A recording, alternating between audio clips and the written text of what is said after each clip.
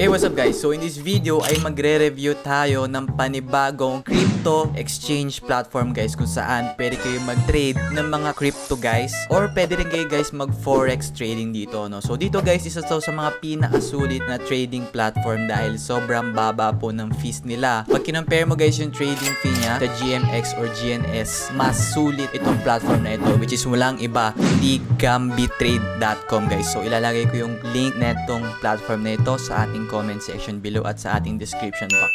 So guys, na-recommend ko ito dahil yung fee niya ay napakababa guys. 0% opening fee. Nakita nyo ba guys? 0%.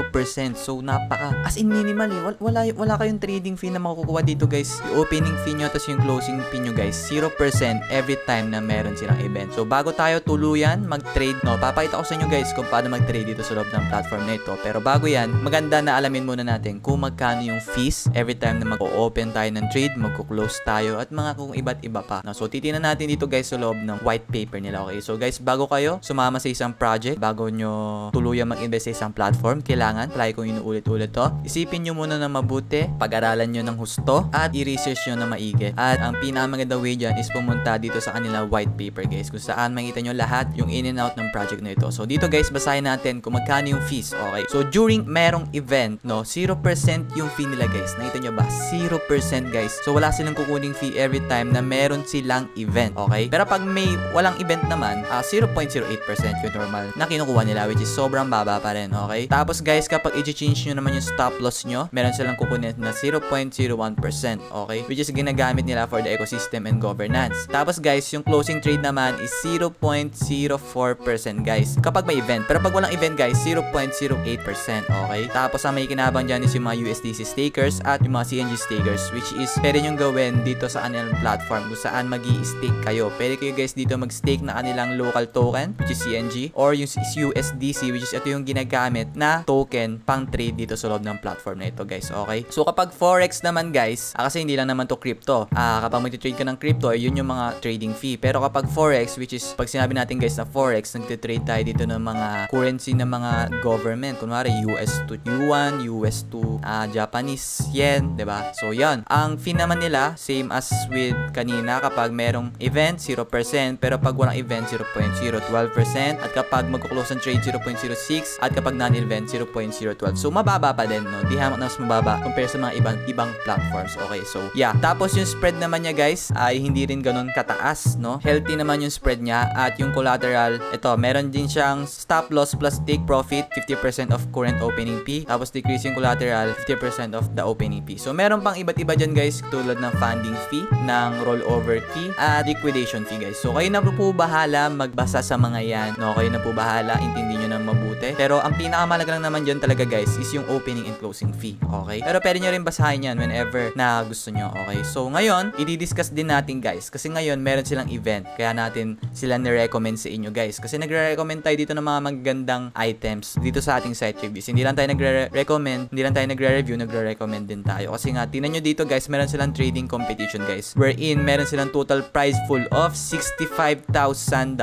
no? So pwede kayo dito guys mag-trade, tapos nandun pa kayo sa competition. Kumbaga, nagtitrade ka na, may chance ka pa manalo ng pera kasi napakalaki ng prize pool nila, $65,000. So gusto nyo mag-join, pupunta kayo dito sa portal na to. Tapos para tumaas yung ranking nyo dyan sa event na yan, makita nyo naman yung ranking nyo dito real time. Ayan, ako wala pang trade, kaya yung ranking ko minus pa, negative sign, kasi wala pa akong trading volume. Pero makita nyo dito guys yung real time, yung mga players at kung magkano yung trading volume nila, magkano yung rewards nila, yung trade count, yung average leverage. Pero guys, kung gusto nyo guys tumaas yung ranking nyo, the only way is through trading volume at yung PNL. So trading volume guys is yung volume kung gaano karami yung tin-rate mo all throughout nung ginagamit mo tong platform na ito, at PNL is yung win to loss ratio mo dun sa mga trades mo. So hindi lang mahalaga yung trading volume kung puro marami kang trade pero talo naman, diba? So walang kwenta yon. Kumbaga yung PNL parang win rate yan, tapos itong trading volume yung total matches mo. Kumbaga sa mga Mobile Legends users natin dyan, no, yun yung simplest explanation. Trading volume, yung matches mo kung ilang beses ka nag-trade, at yung PNL yung win rate ratio mo. Okay, so dito guys, makita nyo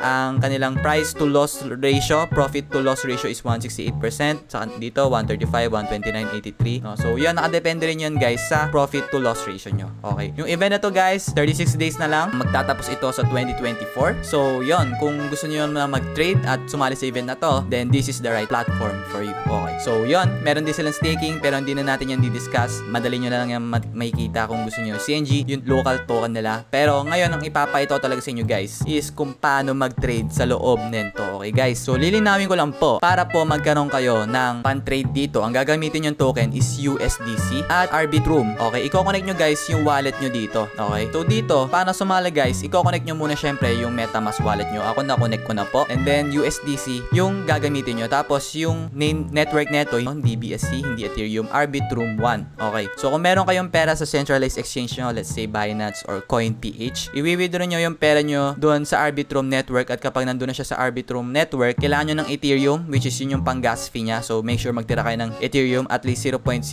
Ethereum pang gas fee. Good na yun for 100 transaction. Tapos USDC, mag-withdraw kayo ng USDC sa Arbitrum exchange nyo. At kapag nakapag-withdraw kayo dun guys, ayan o, how to get USDC. Ano yun guys, how to get ETH and USDC on Arbitrum para itong USDC yung ipang-trade nyo. Kasi guys, ang minimum pera na pwede mo i-trade dito is $500.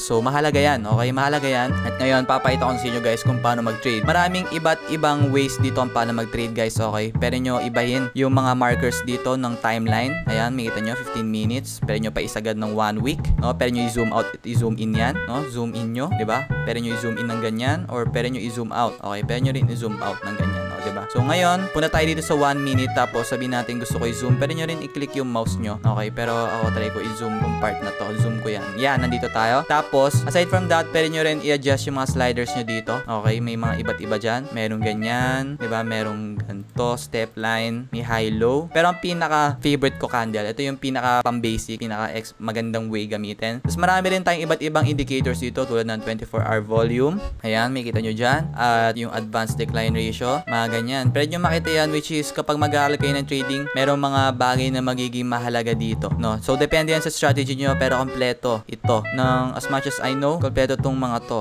Bollinger Bands, ito yung ginagamit ko talaga. Okay, trading video available. So, pag inano ko siya, kailangan siguro muna i-access to. Pero, yon, maganda strategy rin yan, yung Bollinger Bands. So, ngayon, pwede rin kayo dito maglagay ng line. Okay, para makita nyo yung highest pati yung lowest point. Okay, so sabihin natin, i-zoom out natin. Okay, lalagyan natin ng line. Ito yung pinakamababang point niya eh. May tawag dito eh. Pero napag-aralan ko to dati. Ito yung highest point niya. So, yan yung iti-trade mo eh. Tapos, pwede nyo rin i-delete yung line nyo. Click nyo ng delete. Diba? Hawakan mo yung line mo. Click mo delete. O, diba? So, pwede yan. Or pwede nyo rin i-lock. Maraming iba't ibang way dito. May text, may so, kompleto yung tools nila. They have the complete tools. No? So, you can make use of it. And as I said, guys, this is a very great platform which have a lot of tools and a lot of strategies. So, meron sila kompleto. Market, limit, stop, long, short. Pwede kayo guys mag-stop loss, mag-take profit, and so much and so forth. So, ngayon guys, papakita ko sa inyo kung paano mag-trade. So, ngayon, try natin, since pababa yung Bitcoin, try natin mag-short. Okay? So, ang profit loss ko, 10%. Leverage ko, 2 times, pero pwede nyo i-leverage ng mataas kung gugustuhin nyo. Pero, input ko muna dito, 500. Kasi 500 yung minimum na pwede nyo, kasi position size must be 500 or greater than 500. Okay? So, 500, ilalagay natin. Tapos, i-short natin. So, dito na ako kinakabahan. Kasi, fuckboy. Baka magkamali tayo eh. So, i-zoom in natin to. Zoom out natin. Zoom in ko to. So, ang price niya ngayon is 375.46 and I'm hoping na mag-decrease pa siya lalo. Check natin 30 minutes. So, ito, 1 hour. Pwede naman tayo mag-trade ng 2 hours. Makita mo yung line, parang pababa siya. Feeling ko pababa. So, it won't hurt us if i-short natin yung Bitcoin. Okay, USDC approved. Kapag gagawa kayo ng trade, syempre, kailangan muna approval sa MetaMask. Ngayon, gagamitin ko is 500. Next, approve. Yun, make sure nyo rin na may ETH kayo. At ayan na guys, naka-trade na ako. Market BTC USD short. Okay, market BTC. Yan, status, opening order, BTC USDT short. So ngayon, wala na tayong balance kasi nga nabili na natin. Ngayon, orders, hintay lang natin. Nagpa-process pa yan syempre. MetaMask natin, tingnan natin, open trade, confirm.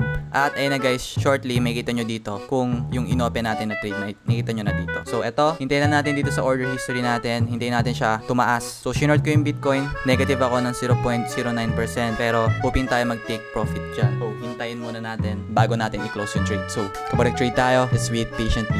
No? Shit, bro. Negative 10% na. So, stop loss ako. Negative ako by 0.59. Kailangan natin i-close kasi biglang tumaas yung Bitcoin na shinort natin. Transaction sent. Ngayon, refresh natin. Loss ako doon by 65% kasi biglang tumaas yung Bitcoin nung bumili tayo. Biglang tumaas yung Bitcoin nung